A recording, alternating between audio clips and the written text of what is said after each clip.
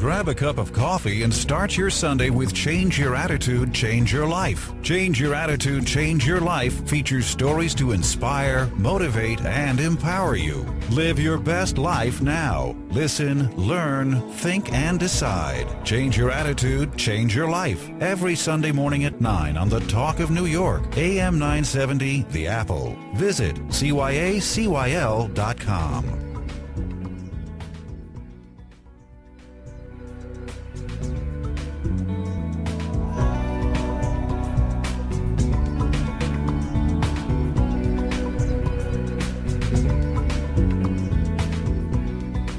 I'm Joan Herman, and this is Change Your Attitude, Change Your Life. Thanks for joining me today. My guest today is Olympic swimming medalist Natalie Coughlin. In the 2008 Olympic Games, Natalie became the first American female athlete to win 6 medals in one Olympics and the first woman ever to win 100-meter backstroke gold in 2 consecutive Olympics. She is also the most decorated female swimmer in World Championship history with 16 medals. She is currently training for the 2012 Summer Games. And if that's not enough, Natalie was a recent judge on Iron Chef America. She made her dancing debut on ABC's Dancing with the Stars. And she's also a passionate foodie who is committed to promoting healthy cooking and eating. Natalie, I'm wondering, what is it that you have planned for next year?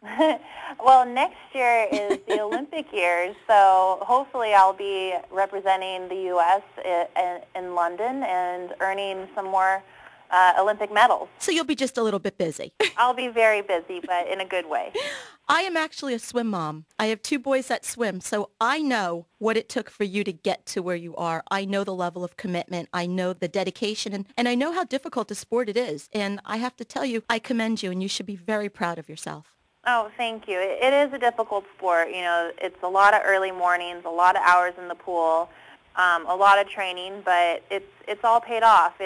You know, not only have I gotten to represent our country at the Olympics and World Championships, but I also earned a college scholarship, and it's opened up many, many doors for me, so it was all worth it. That's great. It's worth those 7 hours to watch you swim for, 25 seconds? Yeah. I wish I was 45. I'm only down to 58 right now in my back, but getting it down there. Tell us a little bit about your swimming career. How old were you when you began it, and when did you realize your level of talent?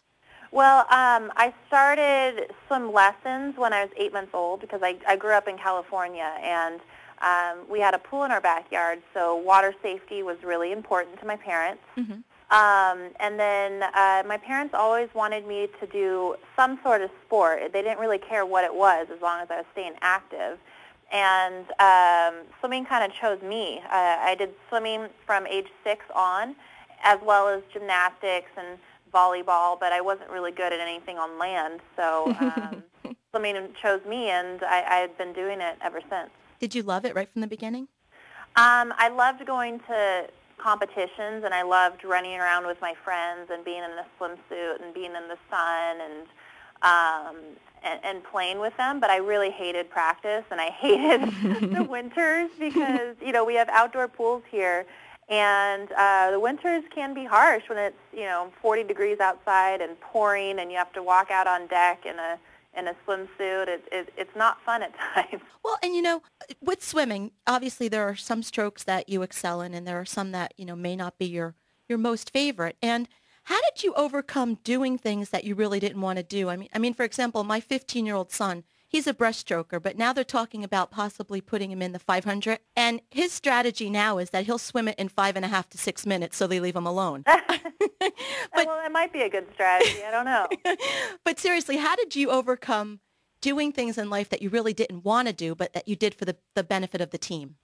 Well, when it came to swimming, I just got bored doing the same event over and over and over again. I've been competing for 22 years, and if I only do the 100 backstroke, it would be so boring. So that's why I mixed it up with doing the 200 IM and the 100 freestyle and the relays, and it makes it fun. But also, my parents were really big in that. I feel like my mom and dad have these sayings like broken records, in my head about working hard and how it all pays off, and they just instilled that in me at a very, very young age, and it took. What did it feel like the moment when you first realized you made the Olympic team? What went through your head, and what was that feeling all about? It was pretty amazing in many different ways. Like, it was relieving in some ways because I had missed the 2000 Olympic team when I was considered one of the favorites to be on that team. So I knew what the other end of that spectrum was like, but when I won the 100 backstroke at the 2004 Athens Olympic trials, I was just so relieved that I earned my ticket to my first Olympics and that, I could just focus on doing well at the Olympics, not just making the Olympic team. And, the time between trials and the Olympics is crazy because you only have 6 weeks in between to prepare, and Olympic trials is a very, very stressful meet, but the Olympics are stressful too. So it's an intense time, but it's something I'll never forget, and I can't wait to do it again. Well, and I think there's an important lesson here because you spoke about in 2000 not making it, and so many people would have given up at that point. What enabled you to overcome that and to fight harder to accomplish what it is that you wanted to do in your life? Well, honestly, if I didn't have my college scholarship, I probably would have quit swimming because I was really burnt out at that point in my career. But I was still good enough to earn a full scholarship to UC Berkeley. And so I decided to give it a try and to earn my scholarship. And I had and still have a great coach, Terry McKeever, who she's been my coach since I was a freshman at Cal.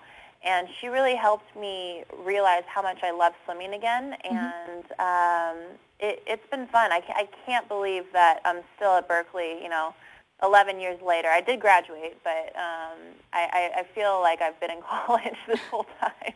Well, Natalie, you admitted that you probably would have given up at that point. What would you say to some of our listeners who may be encountering something where they're failing or they perceive themselves to be failing? What would you say to them to encourage them to hang on and to keep on their path? Well, I think, failure or so-called failure only makes you stronger if you allow it to.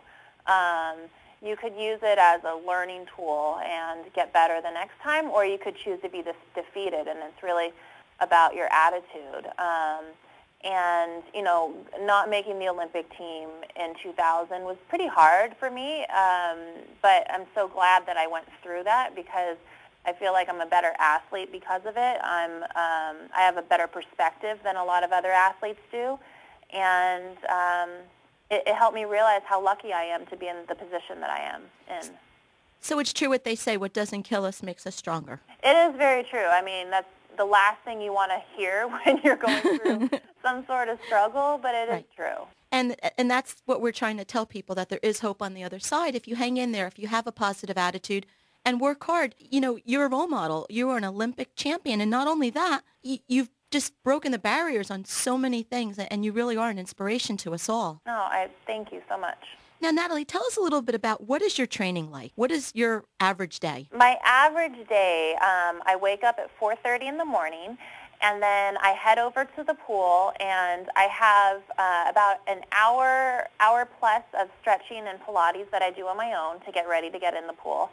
And then I swim anywhere from an hour and a half to 2 hours.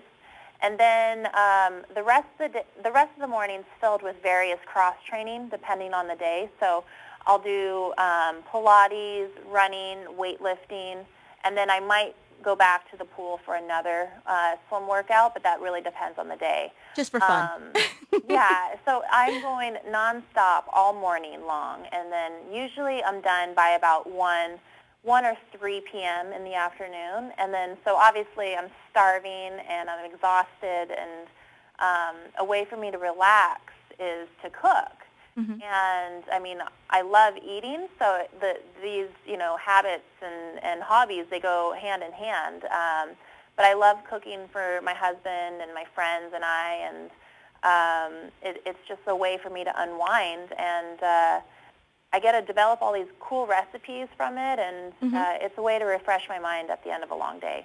And we're going to talk about that a little bit later in the interview. Natalie, are you ever truly satisfied with your performance, or are you always trying to improve? I think you're always trying to improve. even, the times I've won gold in, the 100-back in Athens as well as Beijing, those weren't perfect races by any stretch of the imagination. They were far from it. But, I was happy with my gold medal, but the reason I'm still swimming now is because I know I could have been better. So it's what keeps me motivated, and I think most elite athletes are never satisfied, and fortunately or unfortunately, that's how I am too.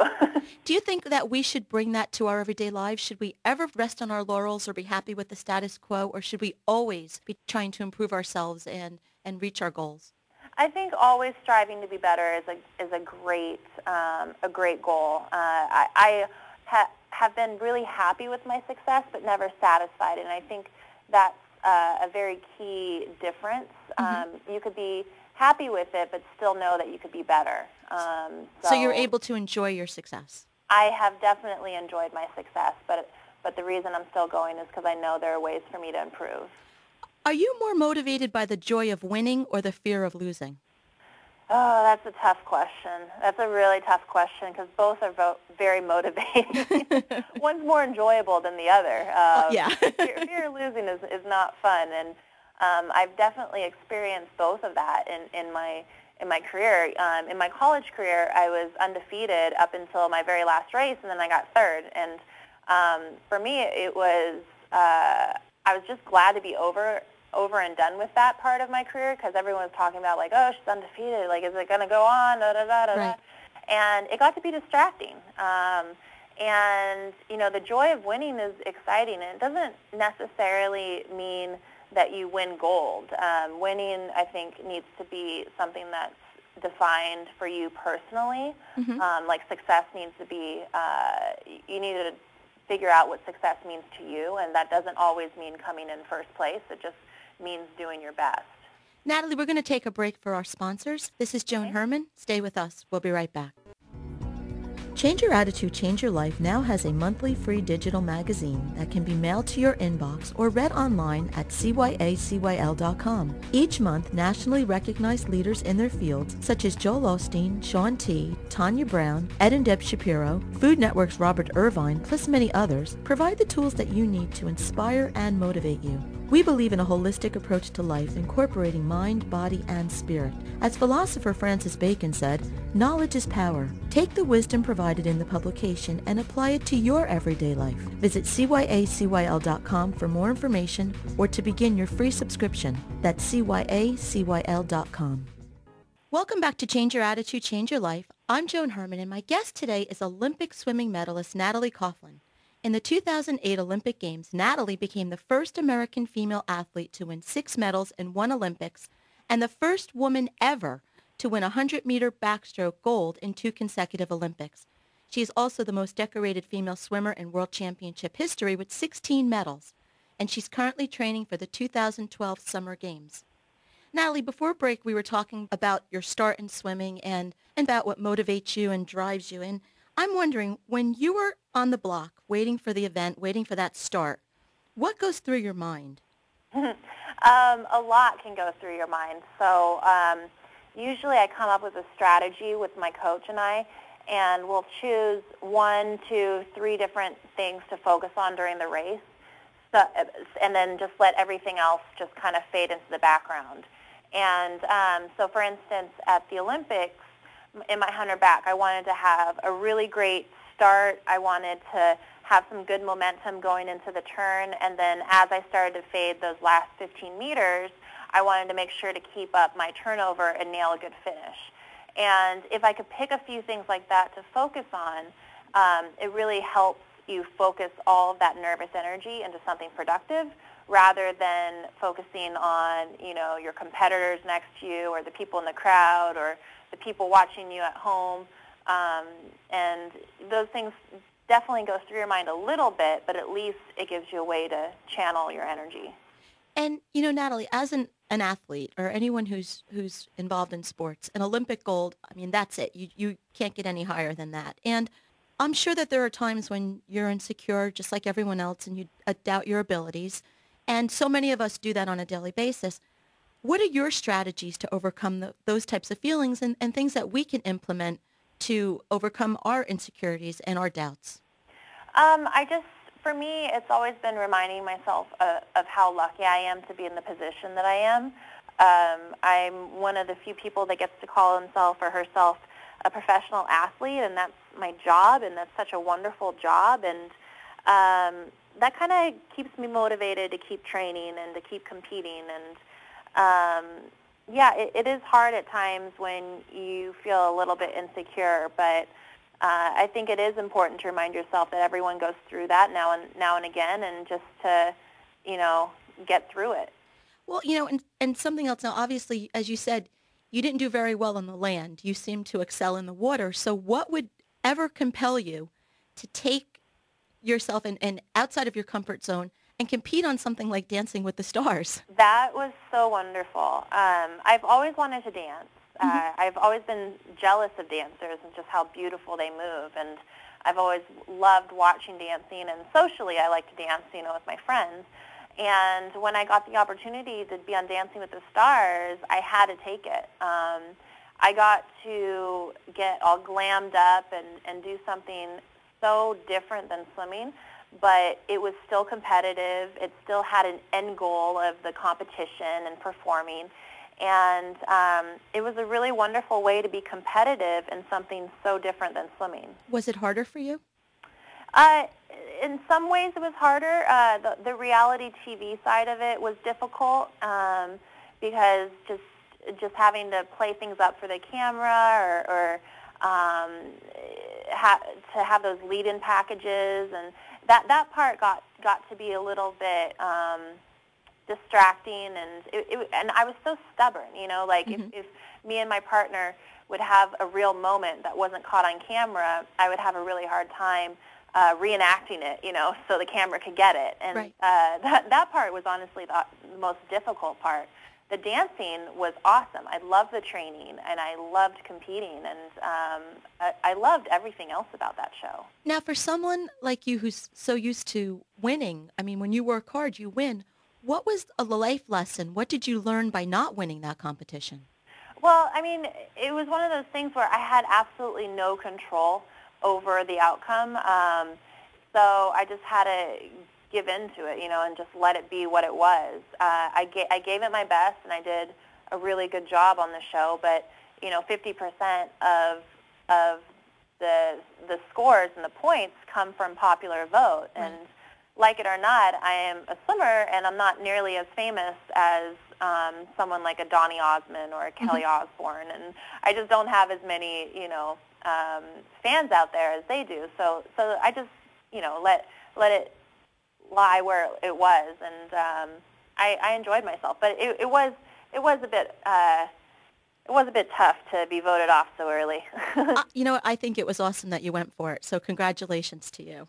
Thank you. You are also, as you describe yourself, a passionate foodie who is committed to promoting healthy cooking and eating. And right now you're working with the California Dried Plum Board to promote healthy lifestyle. As I said earlier, you were a judge on Iron Chef America.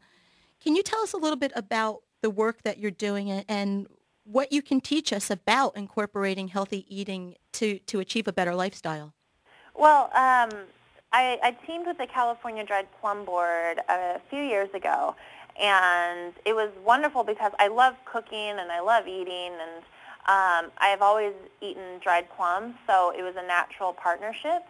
And it's been fun because I've developed tons of different recipes, which we have on our website, which is californiadriedplums.org, and gotten to do things from savory to sweet. We have meatballs and brownies and all sorts of different things. But the message I want to get across is that whether you're a professional athlete or you're just, everyday Jane Doe, your eating really shouldn't be all that different. It's just the portion size that should change. So I like to enjoy my food. I like to eat healthy and take good care of my body and make good decisions throughout the day. But I don't want to take the pleasure out of eating by any means. Natalie, what are some foods that it's important for us to incorporate into our everyday eating? Just having a big variety of foods. So you always want to focus on fruits and vegetables and things like that, and then lean meats. If you're someone who eats meat, you want to have lean, good quality meats, whole grains, low-fat dairy, things like that. And but I think the key for everyone is just to have a variety. It's so easy for people to find a few dishes that they like to cook or like to eat, and you get stuck in a rut. And when you do that, number one, it's boring, but number two, you don't get all the nutrients that you need. I actually have a copy of a dried plum turkey meatball sandwich, and we're going to put that into our February magazine. Natalie, we are out of time. If our listeners would like more information about Natalie, please visit our website, CYACYL.com. While on the website, please check out our new free digital magazine and listen to some of our past shows as podcasts. Also, you can sign up for our mailing list and follow the show on Facebook and Twitter. Our guest today was Natalie Coughlin. Natalie is an Olympic medalist. This is Joan Herman, and this is Change Your Attitude, Change Your Life. Thanks for tuning in.